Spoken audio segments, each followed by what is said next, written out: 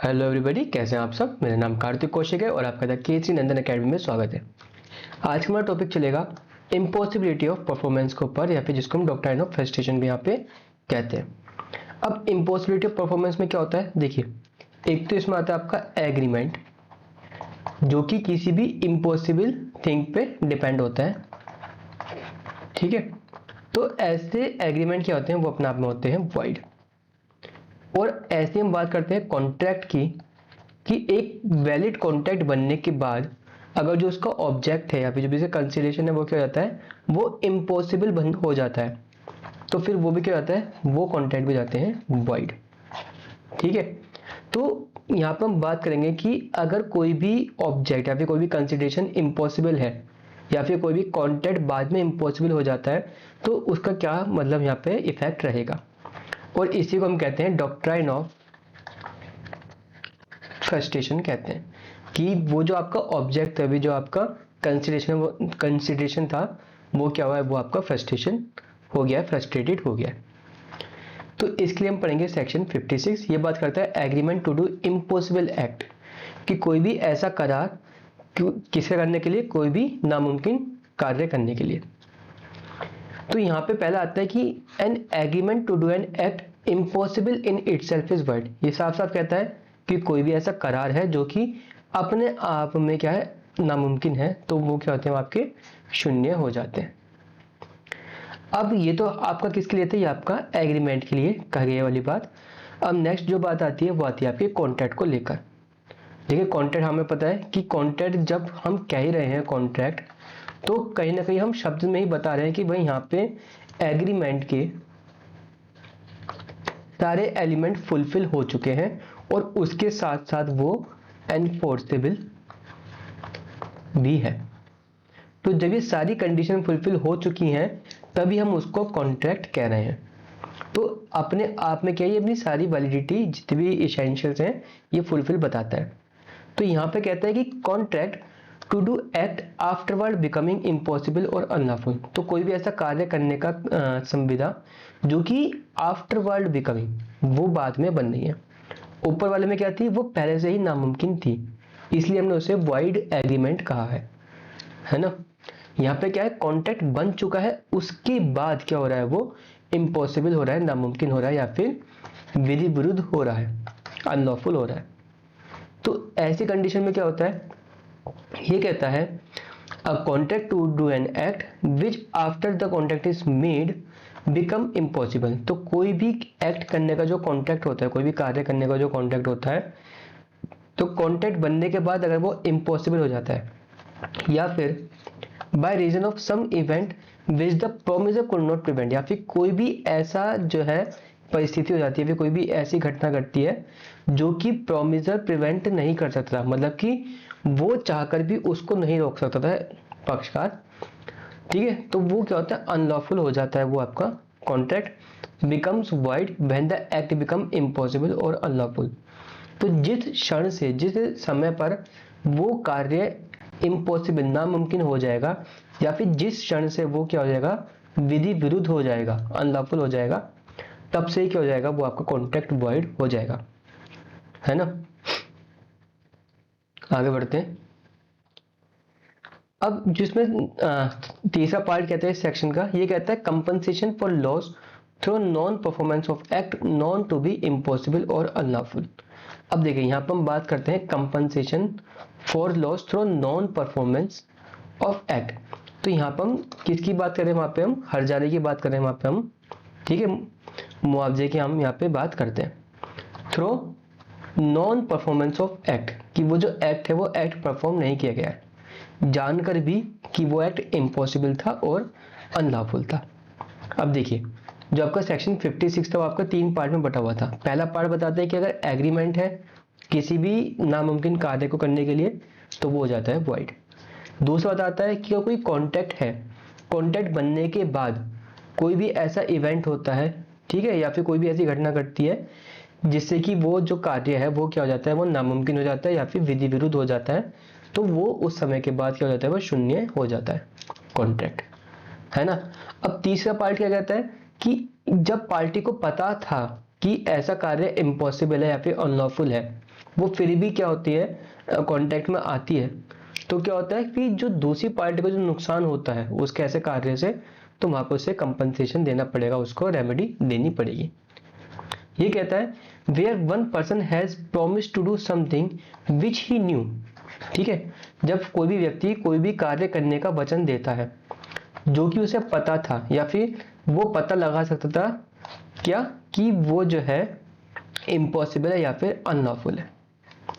ठीक है, कि एक पार्टी को तो पता है ए होगी, एक पार्टी होगी बी, तो ए को पता है या फिर पता लगा सकता था कि ये जो एक्ट करने का जो कॉन्ट्रैक्ट कर रहा है, क्या हो रहा है इनके बीच में, कॉन्ट्रैक्ट हो रहा है, तो ये जो एक्ट है या फिर जो भी है कंसिडरेशन है, प्रतिफल है, तो वो क्या है, वो इम्पॉसिबल है, मतलब नामुमकिन है या फिर विधि विरुद्ध है, अनलॉफुल है। ठीक है, ये जो बातें थी ये किसको पता थी, ये ए को तो पता थी बट बी को पता नहीं थी या फिर बी पता नहीं लगा पाता। तो जब एक पार्टी के पास ऐसा ऑप्शन होता है, जब उसको ऐसी नॉलेज होती है ना, तो क्या होता है, such promisor must make compensation to such promisee for any loss which such promisee sustain through the non performance of the promise.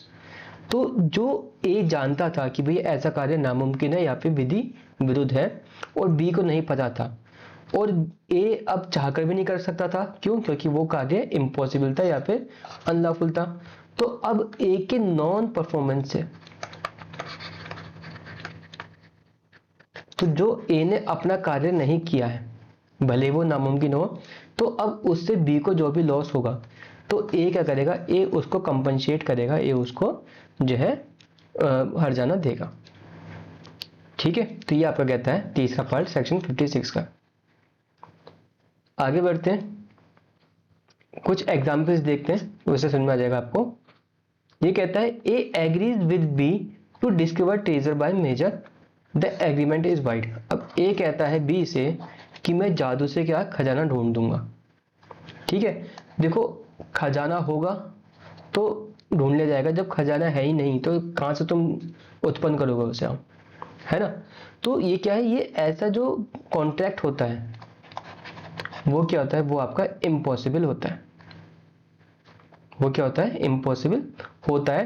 तो यहाँ पे जो आपका एग्रीमेंट है वो क्या जाएगा, वो आपका वाइड हो जाएगा।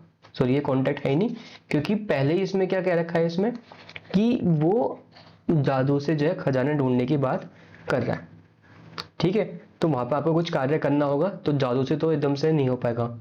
ठीक है, तो जब यहाँ पे क्या है, कंसीडरेशन पहले से ही क्या है, नामुमकिन है, तो ये हो जाएगा आपका एग्रीमेंट, वो भी वाइड, है ना। दूसरा इलस्ट्रेशन देखते हैं, ये कहता है A and B contact to marry each other before the fix time for the marriage A goes mad. तो ए और बी ने आपस में कॉन्टैक्ट किया कि हम एक दूसरे से शादी करेंगे, बट किसी फिक्स टाइम से पहले पहले क्या होता है, ए पागल हो जाता है। ठीक है, द कॉन्टैक्ट बिकम वाइड, तो कॉन्टैक्ट यहाँ पे वाइड हो रहा है। तो यहाँ पे मैंने देखना, ध्यान से देखना, यहाँ पे जो वर्ड यूज हो रहा है यहाँ पे हो रहा है कॉन्ट्रैक्ट। क्यों, क्योंकि कॉन्ट्रैक्ट बन चुका है।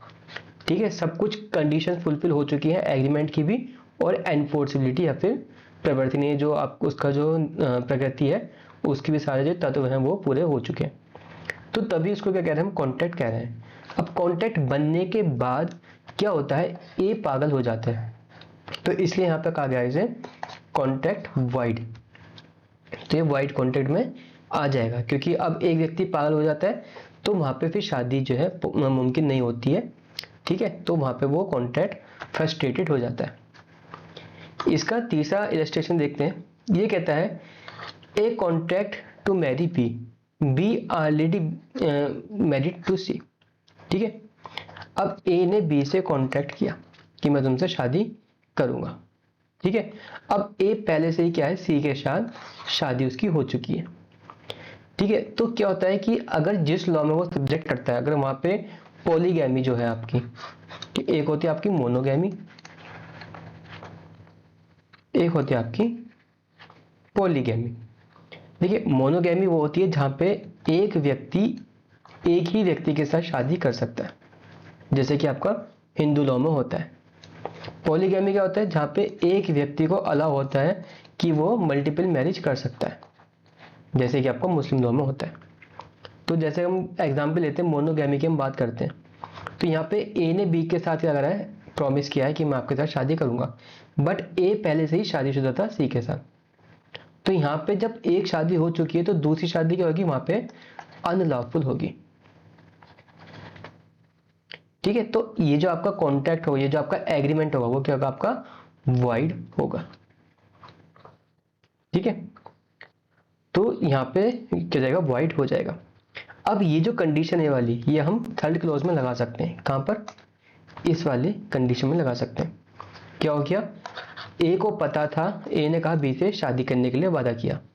ठीक है, अब बी को नहीं पता था कि ये जो शादी है यहाँ पे क्या है, यहाँ पे अनलॉफुल है। क्यों, क्योंकि ए पहले से ही सी से शादी कर चुका था।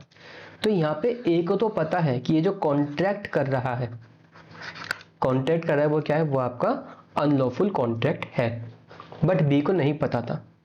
और पता तभी चलेगा जब ए बताएगा, और ए ऐसा बता नहीं रहा है। तो यहाँ पे क्या हो गया, ए को पता है कि ये इम्पॉसिबल है, ये अनलॉफुल है। तो अब ए ने कॉन्ट्रैक्ट किया बी से, है ना। अब ए ने फिर परफॉर्म नहीं किया, आकर भी नहीं कर सकता, क्योंकि अगर वो परफॉर्म कर भी देता तो वो शादी क्या होती है, वो शादी हो जाती वाइड। तो अब ए ने जब इम्पॉसिबल कॉन्ट्रैक्ट, अनलॉफुल जो है एग्रीमेंट करने का जो वहाँ पे प्रॉमिस किया है, तो यहाँ पर अब बी कंपनसेशन ले सकता है ए से, अगर ए ने अपना प्रॉमिस परफॉर्म नहीं किया। भले ही ए चाहकर भी अपना प्रॉमिस परफॉर्म नहीं कर सकता था, बट अब ए को कंपनसेशन देना पड़ेगा बी को। क्यों, क्योंकि ए जानता था कि ऐसा एग्रीमेंट या फिर कॉन्ट्रैक्ट यहाँ पे अनलॉफुल हो जाएगा या फिर वाइड हो जाएगा, है ना। आगे बढ़ते हैं, एक केस देखते हैं। जो सबसे पहला केस आया था डॉक्ट्राइन ऑफ फ्रस्ट्रेशन से रिलेटेड, वो था आपका पैराडाइन वर्सेस जेन का केस था आपका। तो यहाँ पे कहते हैं the defendant had taken N estate और लीज फ्रॉम द प्लेंटिफ।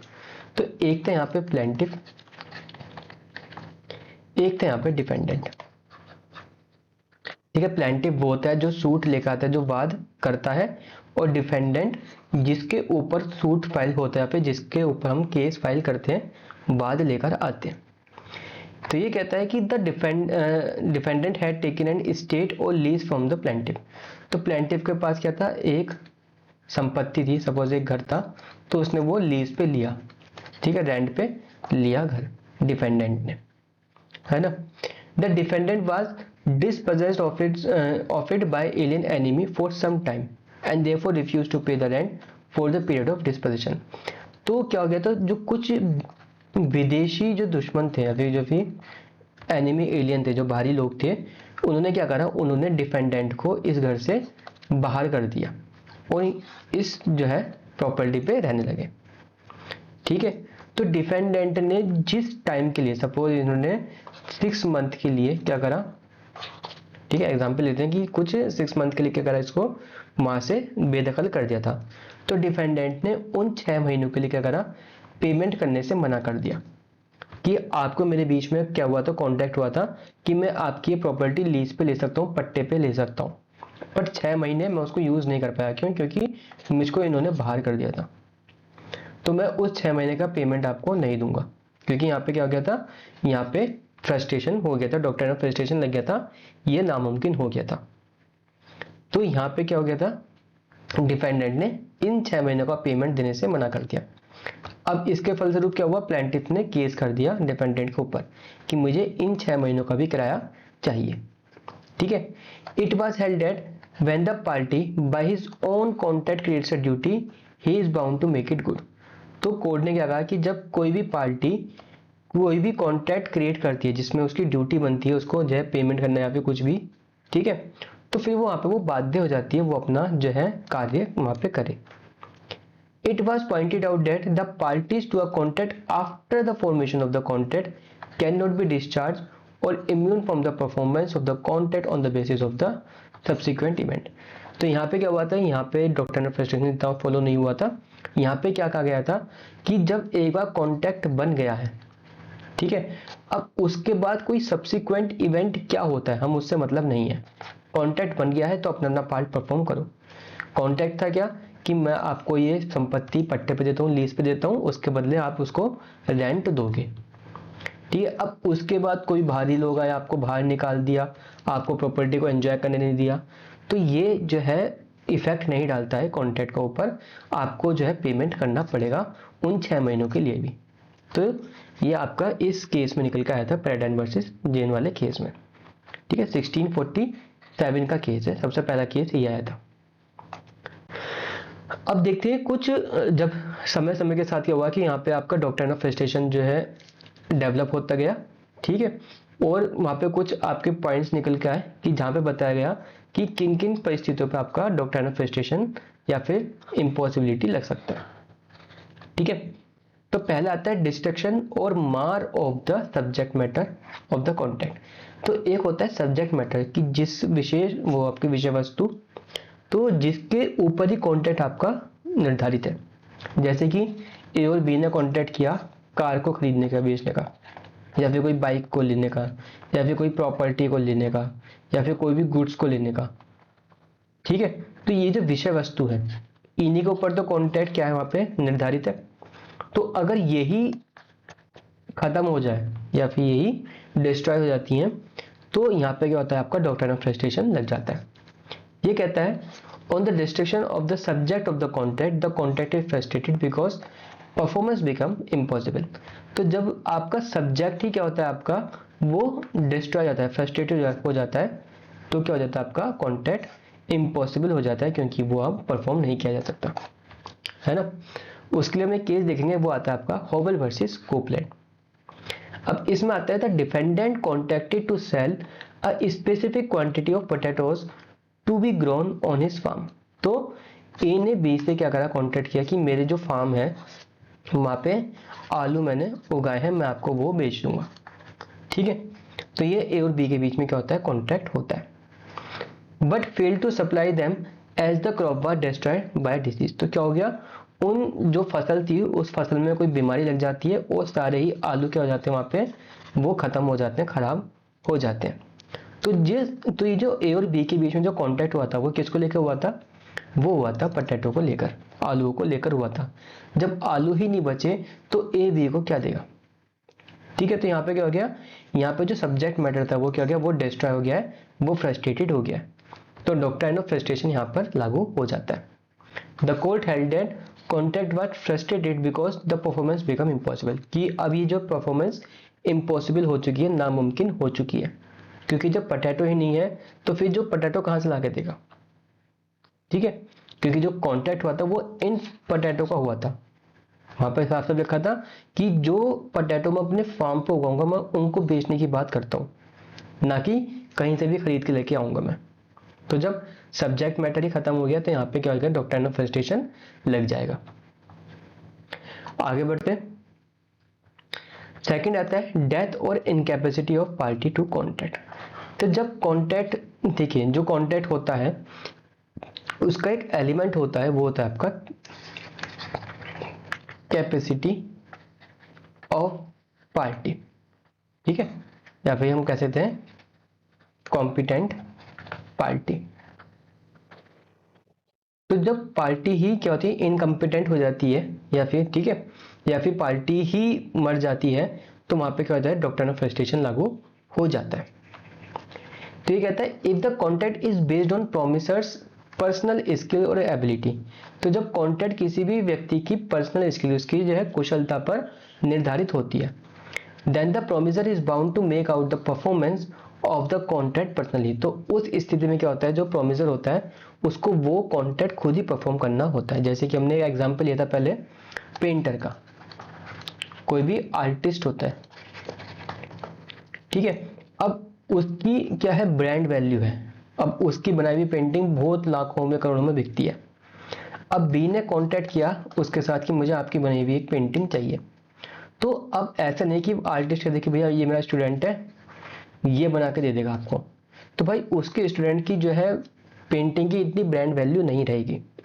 ठीक है, भले ही वो उससे भी अच्छी बना दे बट वो उस वैल्यू तक नहीं पहुंचेगी, क्योंकि इस पेंटिंग में उस आर्टिस्ट का नाम भी जुड़ा हुआ है। ठीक है, तो यहाँ पे क्या हो गया, अब यहाँ पे कॉन्टेंट आर्टिस्ट को ही परफॉर्म करना पड़ेगा। ठीक है, उसके ब्याह पे कोई और परफॉर्म नहीं करेगा। तो जो ऐसे कॉन्ट्रैक्ट होते हैं जो कि पर्सनल स्किल पे बेस्ड होते हैं, तो वहाँ पे क्या होता है, वहाँ पे पार्टी को खुद ही परफॉर्म करना होता है। And if the promisor die और suffer illness then the contract is discharge and he is relieved from the performance of contract. तो जब पार्टी मर जाती है, सपोज ये आर्टिस्ट मर जाता है या फिर वो क्या होता है, वो अब इनकैपेबल हो जाता है वो कार्य करने के लिए या फिर पागल हो जाता है, तो यहाँ पे क्या होता है, उस समय पे माना जाता है कि यहाँ पे डॉक्ट्रिन ऑफ फ्रस्ट्रेशन लागू हो जाएगा। ठीक है, आगे बढ़ते हैं। तीसरी कंडीशन आती है non happening of a particular event. तो जब कोई भी आपका कॉन्ट्रैक्ट किसी पर्टिकुलर इवेंट के लिए होता है, उसके हैपनिंग पे होता है और वो क्या होता है इवेंट ना हो, तो डॉक्ट्रिन ऑफ फ्रस्ट्रेशन लागू हो जाता है। ये कहता है if a contract is based on the happening of particular event and the non happening of particular event the performance of the object and the parties can not be achieve having regard to their object its performance become. तो जब कोई भी contract आपका किस पे based होता है, happening of particular event, जब किसी निर्धारित जो आपका इवेंट होता है, ठीक है, जब कोई भी इवेंट होता है उसके हैपनिंग पे क्या होता है आपका कॉन्ट्रैक्ट डिपेंड होता है और वो इवेंट आपका ना हो, ठीक है, तो क्या होता है वहां पर आपकी परफॉर्मेंस इम्पॉसिबल हो जाती है और वहां पर आपका डॉक्ट्रिन ऑफ फ्रस्ट्रेशन लग जाता है। ठीक है, ये कहता है the principle is not confined to physical impossibility, it extend also to case where the performance of contract is physically impossible but the object of the party in mind has failed to materialise. तो यहाँ पे कहता है कि जो आपका सिद्धांत है वाला, जहाँ पे आपका पर्टिकुलर इवेंट पे आपका कोई कॉन्ट्रैक्ट होता है वो इवेंट ही ना हो, ठीक है, तो क्या होता है कि ये जो आपका सिद्धांत है वो सिर्फ नॉन हैपनिंग ऑफ इवेंट तक ही सीमित नहीं है। जैसे कि एग्जांपल देता हूँ, ए और बी ने कॉन्ट्रैक्ट किया आपस में, क्या किया कि जब ये वाला शिप जैसा भी है, ये शिप है भाई, ठीक है, अब अच्छा लगेगा। अब ए और बी ने कॉन्ट्रैक्ट किया, क्या किया कि जब ये जहाज वापस आ जाएगा तो हम क्या करेंगे, हम आपस में ये कोई कॉन्ट्रैक्ट करेंगे, ठीक है, हम आपस में कोई कॉन्ट्रैक्ट करेंगे या फिर आपके पास जो प्रॉपर्टी है मैं उसको जो है खरीद लूंगा अगर ये जहाज वापस आ जाता है। तो अब क्या होता है कि अब ये इवेंट ही इम्पॉसिबल हो जाता है। इवेंट क्या था कि जब ये जहाज वापस आ जाएगा, ध्यान देना यहाँ पे जहाज ऑब्जेक्ट नहीं है, जो हमने पहले पढ़ा था क्या, डिस्ट्रक्शन और मार ऑफ सब्जेक्ट मैटर। तो अगर विषय वस्तु ही खत्म हो जाती है तो जो है क्या होता है वहां पे फ्रस्ट्रेशन लग जाता है। यहाँ पे हम बात करें कोई इवेंट, जो हमने कहा था कि कोई इवेंट होगा तो हम ये ऐसा कार्य करेंगे और वो इवेंट इम्पॉसिबल हो जाता है। तो यहाँ पे सब्जेक्ट मैटर क्या है, सब्जेक्ट मैटर है बी की प्रॉपर्टी, उसके बदले ए क्या करेगा, पेमेंट करेगा। तो ये सब्जेक्ट मैटर है और इवेंट क्या है, इसमें इवेंट ये है कि जब ये जहाज वापस आ जाएगा। अब क्या हो गया, जहाज क्या हो जाता है, ये डूब जाता है, ठीक है, अब ये जहाज कभी वापस नहीं आ पाएगा। तो क्या हो गया, ये जो इवेंट था अब ये इवेंट कभी भी नहीं होगा। अब जब इवेंट कभी भी नहीं होगा तो अब क्या होगा, ये कॉन्ट्रैक्ट जो था ए और बी के बीच में ये क्या हो गया, फ्रस्ट्रेटेड हो गया, अब ये इम्पॉसिबल हो गया, ठीक है। तो ये कहता है आपका non happening of particular event. अब जो इसका सेकंड पार्ट था वो कहता है कि कभी कभी क्या होता है कि भले ही इवेंट पॉसिबल हो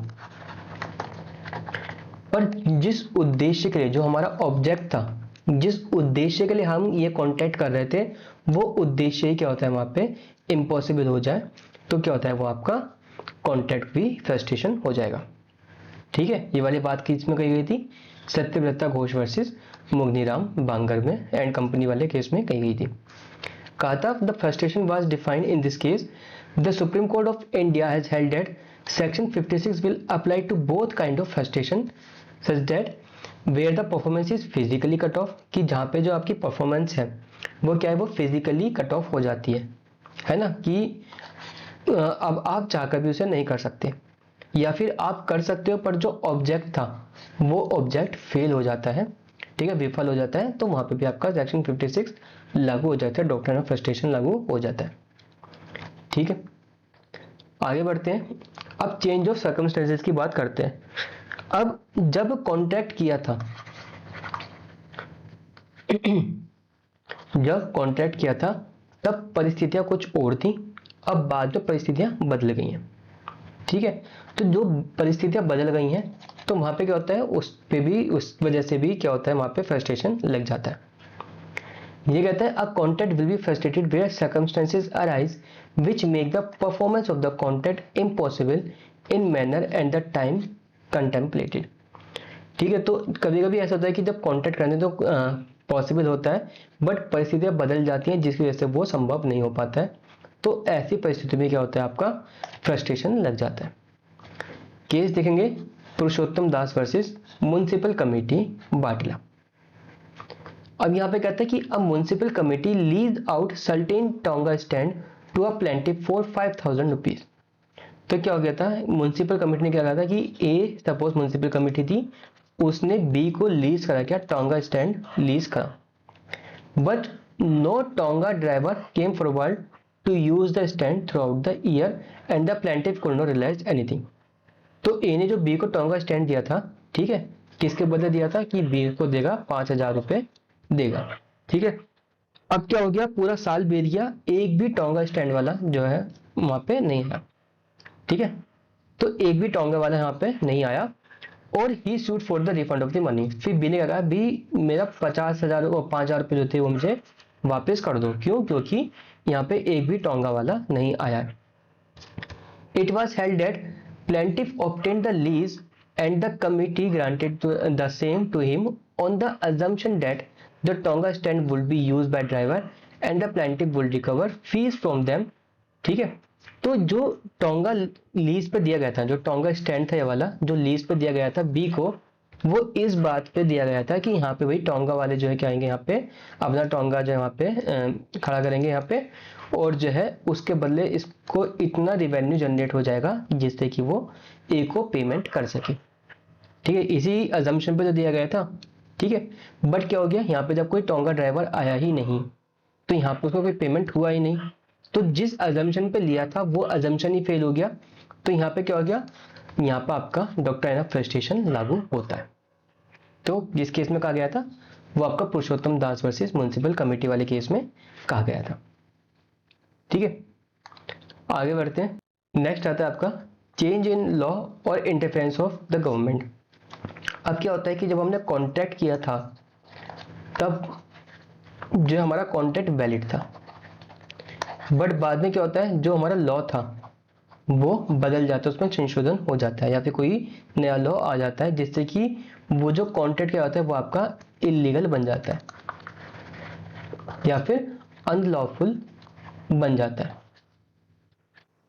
ठीक है, तो ऐसी परिस्थितियों पे जो आपका सेक्शन 56 है वो लागू हो जाता है, डॉक्ट्राइन ऑफ फ्रस्ट्रेशन यहाँ पे लागू हो जाता है।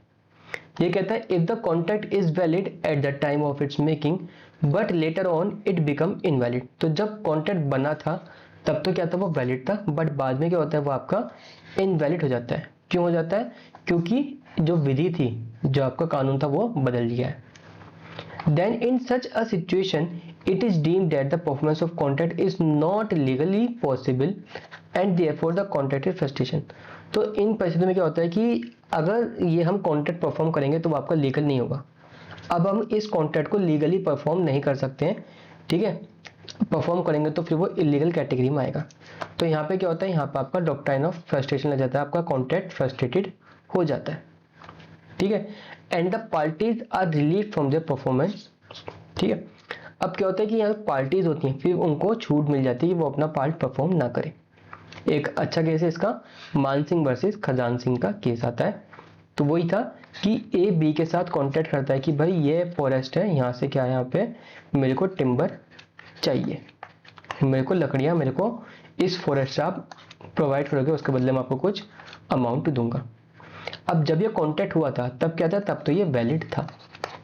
फिर बाद में क्या हुआ, राजस्थान गवर्नमेंट ने कोई कानून निकाला वहां पे जो कि क्या करा कि उस एरिया में जो टिम्बर काटना है, जो कि लकड़ियां काटनी है, वो क्या कर दी, वो इलीगल वहां पे घोषित कर दी।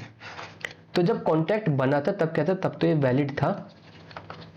ठीक है, बट जब से वो आपका कानून आया है, लॉ आया है, तब ये क्या हो गया, ये आपका कॉन्ट्रैक्ट हो गया इलीगल। ठीक है, तो क्या होगा आपका सेक्शन 56 यहाँ पे अप्लाई जाएगा, आपका कॉन्ट्रैक्ट फ्रस्ट्रेटेड हो चुका है। ठीक है, नेक्स्ट कंडीशन आती है इसमें इंटरवेंशन ऑफ वार। ठीक है, ये कहता है sometimes due to war there are difficulties in performance of contract so at that time doctrine of frustration applies। तो यहाँ पे क्या होता है, देखिए ए और बी में क्या हो गया, कोई कॉन्ट्रैक्ट हुआ है, फिर क्या होता है, दो देशों के बीच में वार छिड़ जाती है, युद्ध छिड़ जाता है। तो क्या होता है कि उस युद्ध की वजह से क्या होता है, उनका कॉन्ट्रैक्ट परफॉर्म नहीं हो सकता है। तो यहाँ पे क्या कहा जाता है कि कॉन्ट्रैक्ट फ्रस्ट्रेटेड हो चुका है, अब वो इम्पॉसिबल हो चुका है। ठीक है, एग्जाम्पल है यहाँ पे, a contract to take in cargo for B at a foreign port is government after war declare war against the country in which the port is situated. तो ए ने क्या करा, बी को जो सामान उस किसी पोर्ट पर बंदरगाह पे पहुंचाने का वहाँ पे कॉन्ट्रैक्ट किया। फिर बाद में क्या होता है, ए की जो सरकार थी, गवर्नमेंट थी, उन्होंने क्या करा, वहाँ पे वार डिक्लेयर कर दिया है, जहाँ पे वो किस गवर्नमेंट से किया है, जहाँ पे वो पोर्ट स्थित था। ठीक है, तो जब दोनों के बीच में वॉर है तो उस परिस्थिति में क्या होता है कि जो भी कॉन्टेक्चुअल रिलेशन होते हैं दोनों ही कंट्री के बीच में, वो निरस्त कर दिए जाते हैं, खत्म कर दिए जाते हैं। तो ये जो कॉन्ट्रैक्ट था यहाँ पे क्या होता है, यहाँ पे वो इम्पॉसिबल हो जाता है। ठीक है, वाइड हो जाएगा वो कॉन्ट्रैक्ट। ठीक है, आगे बढ़ते हैं। अब इसमें कुछ एक्सेप्शंस भी हैं कि किन परिस्थितियों में जो है आपका कॉन्ट्रैक्ट फ्रस्ट्रेशन नहीं मर जाएगा, भले ही क्या हो जाए वहाँ पे ऑब्जेक्ट वहाँ पे इम्पॉसिबल हो जाए। तो पहले क्या है, सेल्फ इंड्यूस्ड फ्रस्ट्रेशन, कि जो फ्रस्ट्रेशन है वो हमने खुद ही इंड्यूस किया है। फॉर एग्जाम्पल, ए और बी के बीच में कोई कॉन्ट्रैक्ट होता है, क्या कि ए बी को कुछ अमाउंट देगा और बी उसके बदले अपना हॉर्स देगा, घोड़ा देगा। ठीक है, अब बी को पता है उसकी तबीयत खराब हो गई, वो बीमार हो चुका है, अब उसको क्या चाहिए, उस घोड़े को चाहिए ट्रीटमेंट। ठीक है, बी क्या करता है, बी जानबूझकर उसको ट्रीटमेंट नहीं देता है। ठीक है, उससे क्या होता है, घोड़ा मर जाता है। तो बी चाहता तो घोड़े को बचा सकता था, बट बी ने क्या करा, बी ने खुद ही वो इम्पॉसिबल इवेंट क्रिएट किया है जानबूझकर, ना ट्रीटमेंट ना देकर। तो यहाँ पे क्या होगा, अब यहाँ पे जो है कॉन्ट्रैक्ट फ्रस्ट्रेटेड नहीं मर जाएगा, कॉन्ट्रैक्ट अब भी वैलिड मर जाएगा। अब बी को एनी हाउ ए को घोड़ा देना पड़ेगा। अब बी जो है घोड़ा नहीं दे पाएगा ए को, तो अब बी क्या करेगा, बी ए को देगा कंपनसेशन। इस तरह से मानो कि जैसे कि बी ने अपना कॉन्ट्रैक्ट ब्रीच किया हो। ठीक है, सेल्फ इंड्यूस फ्रस्ट्रेशन मतलब खुद ही जो है फ्रस्ट्रेशन की इवेंट वहां पे लाया गया। कमर्शियल डिफिकल्टीज, क्या होता है कि अगर कोई व्यापारिक कोई वहां पे कठिनाइयां आती हैं तो वहां पे आपका कॉन्ट्रैक्ट जो आपका फ्रस्ट्रेटेड नहीं होता है। सपोज जैसे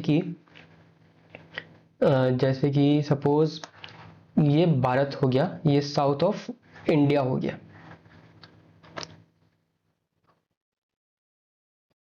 ठीक है, अब यहाँ पे क्या होता है कि एक कंट्री है यहाँ पर, उसको जो सामान जो डिलीवर करना था उसका रास्ता ये था, उसे यहाँ पे आकर जो है सपोज बंगाल में वहाँ पे उसको जो है सामान डिलीवर करना था, बट क्या हो गया, यहाँ का जो रास्ता था वो किसी वजह से क्या हो गया, वहाँ पे सपोज श्रीलंका के साथ कोई इशू हो गया, तो वो रास्ता बंद हो चुका है। तो अब इसको क्या करना पड़ेगा, अब इसको पूरा ही बहुत लंबा चक्कर मारना पड़ेगा। ठीक है, तब जाकर उसे देना पड़ेगा। तो यहाँ पे क्या हो गया, उससे कुछ कमर्शियल डिफिकल्टीज वहाँ पे उसको आई हैं, तो उसको कमर्शियल डिफिकल्टीज व्यापारिक में से जो है थोड़ी बाधा आई है, तो सिर्फ इस वजह से आपका डॉक्ट्राइन ऑफ फ्रस्ट्रेशन वहाँ पे लागू नहीं होगा, है ना। तीसरा आता है contract being impossible due to event which promisor could prevent.